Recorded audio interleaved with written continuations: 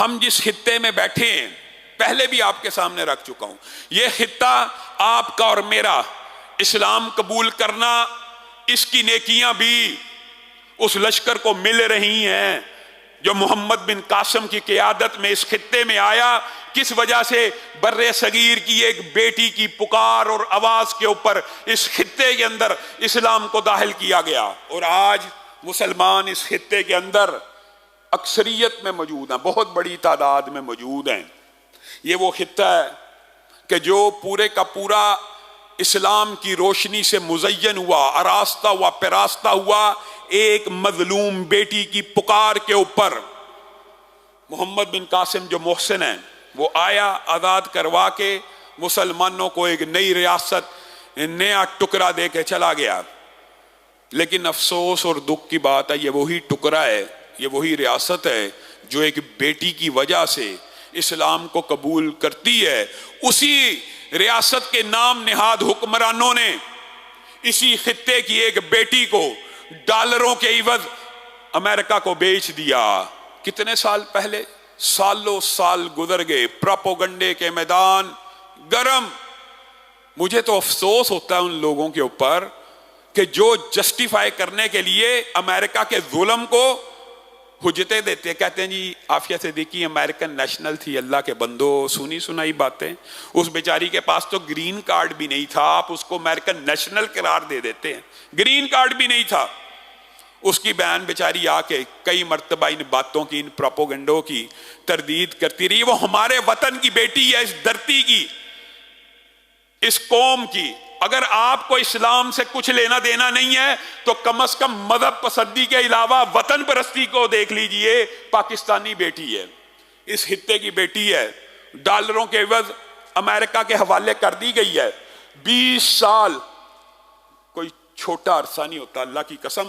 Senator مشتاق کے اوپر اللہ تعالیٰ اپنی رحمتوں کا نزول فرمائے، اس نے پورے پاکستانی قوم کے سامنے اس کا مقدمہ، اس کی بہن بھی لڑ رہی ہے، لیکن یہ ایک سینیٹر، اگر ایک سینیٹر ایسا ہو تو وہ امت کا کتنا بڑا محسن بن جاتا ہے۔ اور اگر پاکستان کے عوام ہوش کے ناخن لیں، 100 سینیٹر ویسے بھیج دیں تو پھر تو پاکستان میں انقلاب آ جائے گا۔ لیکن آپ بھیجتے نہیں، آپ ووٹ چوروں کو ڈالتے ہیں، آپ ووٹ لٹیروں کو ڈالتے ہیں، آپ ووٹ جگیرداروں اور سیکولر پارٹیز کو ڈالتے ہیں۔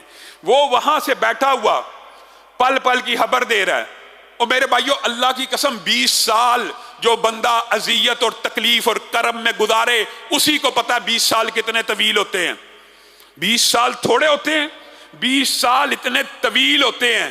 اور اذیت کے اور کرم کے لمحے ویسے انسان کو طویل لگتے ہیں، خوشی، مسرت، شادمانی کے لمحے ویسے بڑی جلدی گزر جاتے ہیں۔ وہ جو ہر روز صبح اٹھتی ہے، سینٹر مشتاق نے لکھا ہے، بہن سے ملاقات ہوئی، ہاتھ نہیں ملانے دیا گیا۔ انسانی حقوق کے چیمپئن، 20 سال بعد بہن سے بہن کی ملاقات ہو رہی ہے، درمیان میں شیشوں کی دیواریں ہیں اور درمیان میں ایک دوسرے کو ہاتھ ملانے کی اجازت نہیں ہے۔ اور وہ بہن اپنی دوسری بہن سے جو باتیں بیان کر رہی ہیں، کوئی جتنا مرضی سخت دل ہو، اللہ کی قسم پڑھ کے آنکھوں میں آنسو آ جاتے ہیں۔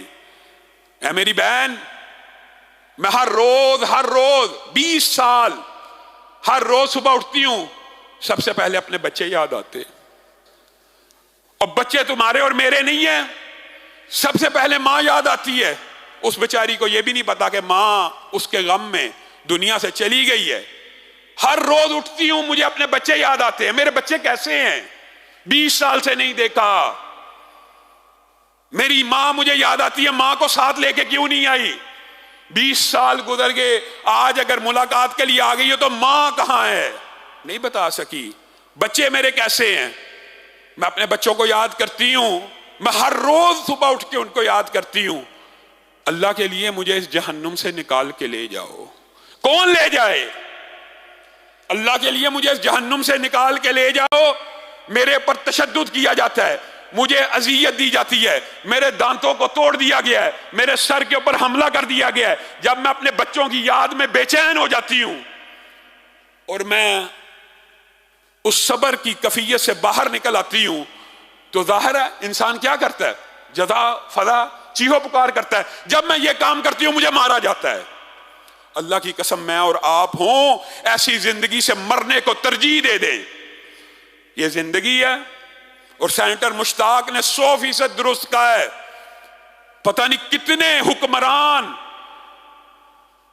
حکمرانوں کا کل یہ گریبان عافیہ صدیقی کے ہاتھ میں ہوگا. اللہ کی قسم ہوگا.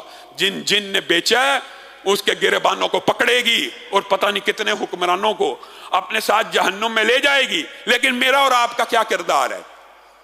عافیہ صدیقی امریکن تھی. عافیہ صدیقی کے ساتھ جو ہوا درست ہوا. سینیٹر مشتاق نے ایک جملہ لکھا ہے جو بڑا معنی خیز ہے. انہوں نے لکھا ہے اس عافیہ صدیقی کی رہائی کی چابی واشنگٹن میں نہیں پڑی بلکہ اسلام آباد میں پڑی ہے. آواز تو اٹھائیے. کیوں نہیں اٹھائی جاتی؟ آپ کو پتا ہے انسانی حقوق کی تنظیمیں وہاں پہ بھی موجود ہیں. اور میرے ذہن میں آتا ہے وہ 50 سینیٹرز امریکہ کے جو ہر روز انسانی حقوق کی بات کرتے ہیں. اور 20 سال گزر گئے, تمہارا انتقام ٹھنڈا نہیں ہوا, تمہاری سزائیں پوری نہیں ہوئی, کیپٹل پنشمنٹ کے تم خلاف ہو, لیکن اسے ایک بیٹی کو نشان عبرت مسلمانوں کے لیے بنانا چاہتے ہو, پوری دنیا کے مسلم حکمرانوں کے لیے بھی. اصل میں تو اسلام ایک امت تھی, آپ نے وطنیت میں تقسیم کر دیا. صرف پاکستان کے حکمران چلو ہم کہتے ہیں ذمہ دار ہیں, تو باقی مسلمان حکمرانوں کو بھی ایک مسلمان بیٹی کے لیے کچھ تو آواز اٹھانی چاہیے. اس کی رہائی کی چابی واشنگٹن میں موجود نہیں ہے, اسلام آباد میں موجود ہے. لیکن وہ رہائی کا تالا آپ لوگوں کی آواز اٹھانے سے, آپ لوگوں کے ڈٹ جانے سے کھلے گا. کیوں نہیں کھلتا؟ ایک ہی وجہ ہے کیوں نہیں کھلتا آپ کے خیال میں. اگر آ گئی تو ہر اس کردار کو بے نقاب کر دے گی کہ جس نے اس کے پکڑنے میں معاونت کی ہے. صرف یہ وجہ ہے. عافیہ صدیقی کی رہائی میں یہ چیز رکاوٹ ہے. بس کر دیجئے, مشرف دنیا سے چلا گیا, اب تو اس کو واپس لے آئیے, اب تو اس کے لیے آواز اٹھائیے. آپ نے اور میں نے سوشل میڈیا کے اوپر اپنی اس بہن کی رہائی کے لیے آواز اٹھانی ہے. لیکن وہی بات پہلے بھی آپ کے سامنے کہہ چکا ہوں, ہم ایسے بے حس ہیں, ایسے کمزور ہیں, ایسے بے ضمیر ہیں. تلواریں بیچ دی ہیں تو مسلح خریدنی ہیں, تو پھر اب ہم دعائیں کر سکتے ہیں اللہ تعالیٰ اس کو آزاد کرا دے. یہ بے بسی ہے یا رب تو جانتا ہے یہ بے بسی ہے. اللہ تعالیٰ ہماری اس بہن کو آزادی نصیب کرے.